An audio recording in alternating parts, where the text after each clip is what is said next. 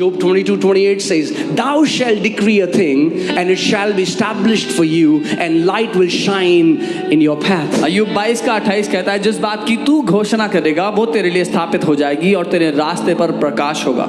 Huh?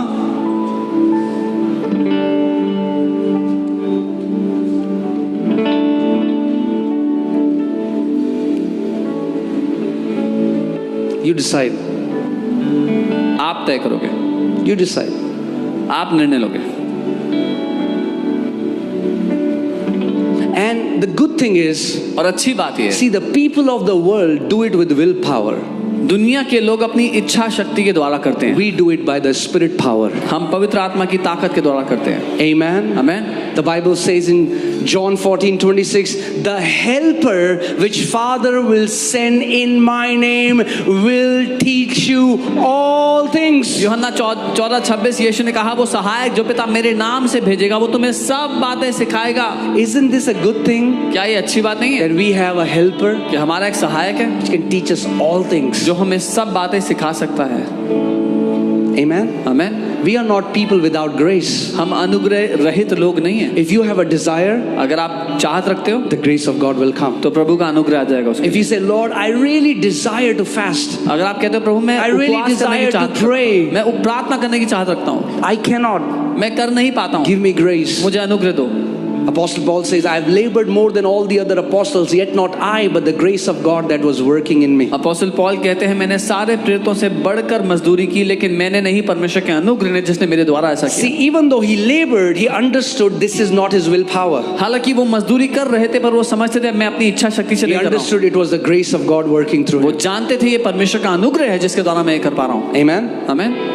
Grace of God can help you labor. परमेश्वर का अनुग्रह आपको मजदूरी करने में सहायता करेगा। Amen.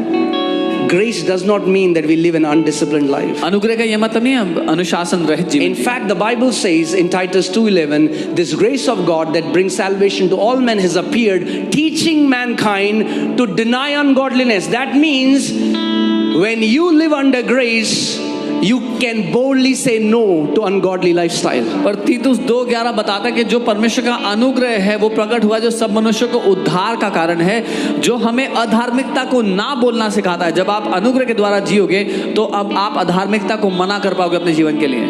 Amen. Amen. So we are not living by willpower, हम इच्छा शक्ति से नहीं जी रहे, living by Spirit power. हम आत्मा की शक्ति से जी रहे हैं। Amen. Amen.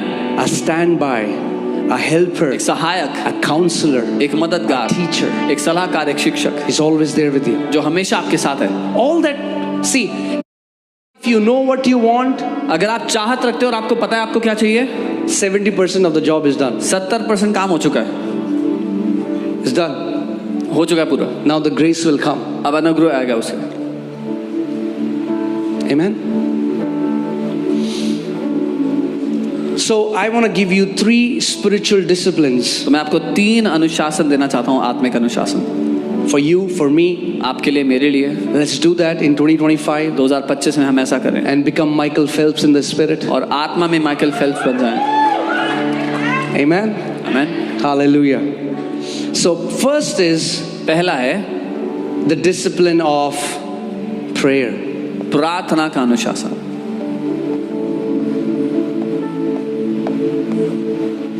Do you know that Jesus Christ was vehemently against the traditions, the religious traditions of men? अब जानते हैं यीशु मसीह इंसानों के जो धार्मिक रीति रिवाज हैं दिल जान से उनका विरोध करता था।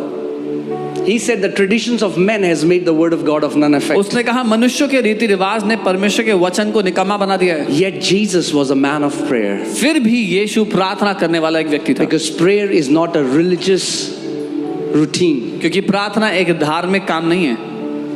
Amen. Amen. See, so many times we say verses like, "As he is, so are we." कई बार हम कहते हैं जैसा यीशु है वैसे ही हम भी हैं। Okay. ठीक है, As he is, जैसा so वो are है we. वैसे ही हमें। He used to pray all night. वो सारी रात प्रार्थना करता था। So get up early in the morning. सुबह जल्दी उठता He रहा, was a man of prayer. वो प्रार्थना करने वाला व्यक्ति Amen. था। All Amen. that you have to tell him, Lord, I am your reflection on this earth. Jesus, you were a man of prayer. Holy Spirit, make me a man of prayer, a woman of prayer like my Lord Jesus. आपको उससे ये कहना है, प्रभु आप एक प्रार्थना करने वाले व्यक्ति रहे पृथ्वी पर होते हुए, मैं आपकी झलक हूँ पृथ्वी पर। पवित्र आत्मा मुझे आप यीशु की तरह बना दे, प्रार्थना Because करने guess वाला what? व्यक्ति। That's the ministry. The ministry of Holy Spirit is not that you will just pray in tongues. ये पवित्र आत्मा की सेवकाई नहीं है सिर्फ कि आप अन्य भाषा में प्रार्थना करो। Praying in tongues is to bring edification in your life. अन्य भाषा प्रार्थना करना आपकी जिंदगी में बढ़ोतरी लाता है। But the ministry of Holy Spirit is पवित्र आत्मा की सेवकाई है to transform you into the image and likeness of the Son of God. आपको परमेश्वर के पुत्र के स्वरूप में बदल देना, उसकी समानता में बदल देना। Amen? Amen. So,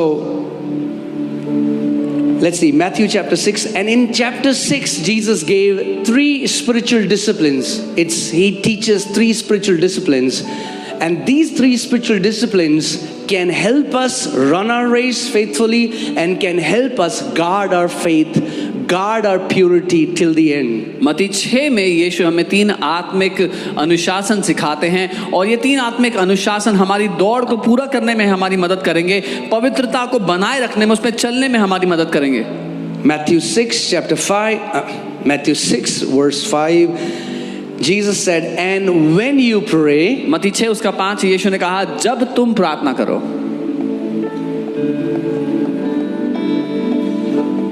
see, Jesus, oh, I'm sorry.